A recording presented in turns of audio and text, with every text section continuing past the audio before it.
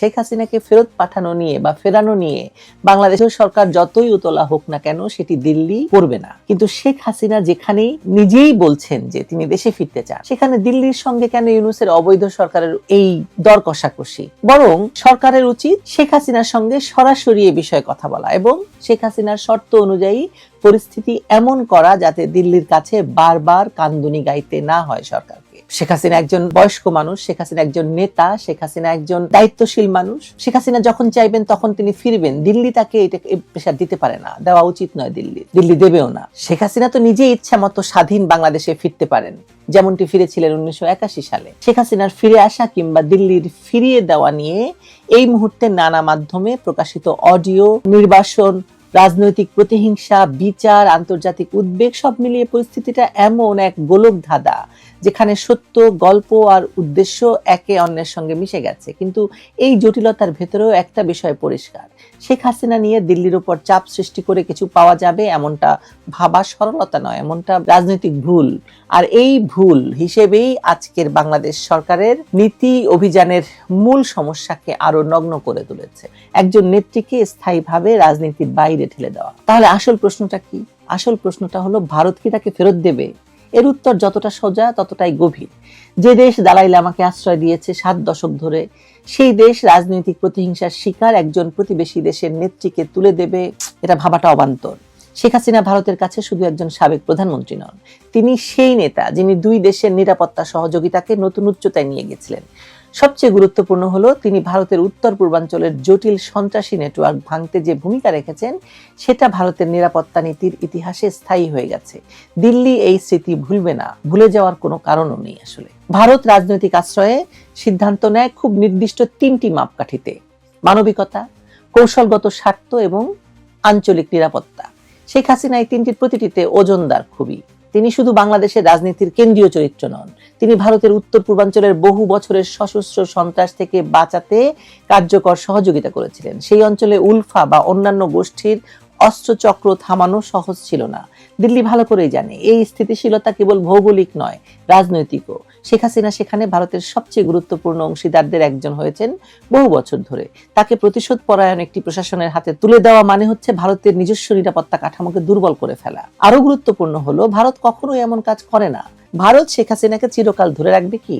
উত্তরটা হচ্ছে প্রয়োজন তো নেই, কারণ তিনি নিজেই জানিয়েছেন তিনি ফিরতে চান, মানে শেখ হাসিনার কথা বলছি। কিন্তু সেটা হতে হবে রাজনৈতিকভাবে বৈধ পরিবেশে, যেখানে তার দলকে নিষিদ্ধ করা হবে না, যেখানে বিচার হবে আইনের ভিত্তিতে, বিদ্বেষের ভিত্তিতে নয়। তিনি বাংলাদেশে যখন ফিরবেন তাকে জামিনে রেখে, বাইরে রেখে তিনি যাতে থাকতে পারেন এবং বিচার প্রক্রিয়া চলে, সেটি দেখতে হবে আমাদেরকে, সেটি নিশ্চিত করতে হবে। তিনি এমন কি বলেছেন, চাইলে তিনি আদালতে দাঁড়াবেন, প্রয়োজনে কারাগারে যাবেন যদি রাষ্ট্র তার নিরাপত্তার ন্যূনতম নিশ্চয়তা দিতে পারে। ধরুন কারাগারে গেল, তাকে কি কারাগারে জীবিত রাখবে মনে করছেন? জেল হত্যার ঘটনা বাংলাদেশে ঘটেনি, সেই বাংলাদেশে কি করে শেখ হাসিনা ফেরত আসবেন এইরকম ভয়াবহ পরিবেশে?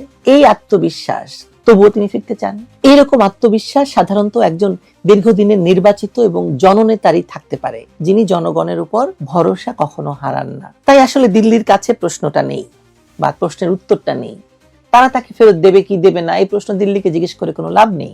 প্রশ্নটা বাংলাদেশের ভেতরেই তার সমাধান। দেশ কি এমন একটা স্বাভাবিক রাজনৈতিক পরিবেশ তৈরি করতে পারবে যেখানে শেখ হাসিনা ফিরে আসতে পারবেন, নিপীড়নের ঝুঁকি ছাড়াই, হত্যার ঝুঁকি ছাড়াই, বিচার বহির্ভূত হত্যার ঝুঁকি ছাড়াই, যেখানে তিনি আবার জনগণের রায়ে নিজের অবস্থান প্রমাণ করতে পারবেন? তাকে তো সেই সুযোগ দিতে হবে। এখানে একটা সত্য অস্বীকার করা খুব কঠিন, সেটা হচ্ছে আওয়ামী লীগকে রাজনীতির বাইরে ঠেলে দেওয়া সহজ কাজ নয়। বাংলাদেশের লক্ষ লক্ষ মানুষ এখনো তাদের সমর্থন করে। এই বাস্তবতা উপেক্ষা করে গণতন্ত্র প্রতিষ্ঠা করা যাবে না, যায় না। যতটা দেখা যাচ্ছে শেখ হাসিনা পরিস্থিতি বদলানোর অপেক্ষায় আছেন। তিনি জানেন বাংলাদেশের রাজনৈতিক অস্থিতিশীলতা দীর্ঘস্থায়ী হলে সেটা ভারতের জন্য ঝুঁকি। তাই দিল্লি তাড়াহুড়ো করছে না, তারা দেখছে, বিশ্লেষণ করছে, আইনি পথ খুঁজছে। কারণ শেখ হাসিনাকে ফেরত পাঠানোর সিদ্ধান্ত কেবল একটা রাজনৈতিক সিদ্ধান্ত নয়, এটা আঞ্চলিক নিরাপত্তা, মানবাধিকারের প্রতিশ্রুতি এবং দীর্ঘমেয়াদী কৌশলগত সম্পর্কের প্রশ্ন। আজ যারা মনে করছেন শেখ হাসিনাকে এনে প্রতিশোধ মিটিয়ে ফেলা যাবে, তাদের বোঝা উচিত নির্বাসন কখনোই শেষ কথা নয়। ম্যান্ডেলা ফিরে এসেছিলেন, বেনজির ফিরে এসেছিলেন, অনেক নেতা ফিরে এসে আবার দেশের রাজনীতিতে কেন্দ্রীয় শক্তি হয়ে উঠেছেন। শেখ হাসিনার ক্ষেত্রে সম্ভাবনাটা অস্বাভাবিক তো নয়, বরং এত বেশি প্রাসঙ্গিক এই গত 15 মাস সেটা আরো প্রমাণ করেছে। তার রাজনৈতিক ইতিহাস বলছে তিনি বাধা পেরিয়ে ফিরতে জানেন। 1981-তে ফিরেছেন, 1-11 সময় ফিরেছেন, এবারও তিনি ফিরবেন। অর্থাৎ দিল্লিকে মানে ভারতকে শেখ হাসিনাকে পাঠাতে হবে না, তিনি নিজেই ফিরবেন যখন তিনি দেখবেন দেশ তাকে জায়গা দিচ্ছে, আইন তাকে বিচার করতে চায়, রাজনৈতিক উদ্দেশ্যে নয়, আর রাষ্ট্র তাকে নাগরিক হিসেবে ন্যায় বিচারের নিশ্চয়তা দিচ্ছে, নিরাপত্তা দিচ্ছে। সেই সিদ্ধান্ত তার নিজের, কোনো পক্ষের চাপে নয়। আর যারা ভাবছে চাপ দিয়ে তাকে তাড়ানো যাবে বা তাকে ফেরানো যাবে, তারা বুঝতে পারছে না শেখ হাসিনা যে কি চিজ। শেখ হাসিনার ফিরে আসাটা এখন পুরোপুরি নির্ভর করছে বাংলাদেশের উপর। বাংলাদেশের ক্ষমতাসীনরা, তা ডক্টর ইউনূস হোক কিংবা কোনো অবৈধ নির্বাচনের মাধ্যমে গঠিত সরকার হোক, তারা যদি শেখ হাসিনার ফিরে আসার চ্যালেঞ্জ গ্রহণ করেন, তবেই কেবল শেখ হাসিনা ফিরবেন। না হলে তো শেখ হাসিনাকে জোর করে ফিরতে হবে, সেটাও কি কোনো সরকারের জন্য খুব ভালো ফলাফল বয়ে আনবে? শেখ হাসিনা যদি জোর করে বাংলাদেশে ফেরত আসতে চান, বাংলাদেশের যে ভয়াবহ পরিস্থিতি হবে সেটা সামলাতে পারবে কোনো সরকার? আমার মনে হয় না। যাই হোক, শেখ হাসিনা ফিরতে চান, ভারতের কাছে কথা বলে লাভ নেই, কথা বলতে হবে শেখ হাসিনার সঙ্গে। শেখ হাসিনাকে এই নিশ্চয়তা দিতে হবে, আন্তর্জাতিক কমিউনিটিকে সেই নিশ্চয়তা দিতে হবে, তবেই শেখ হাসিনা ফিরবেন।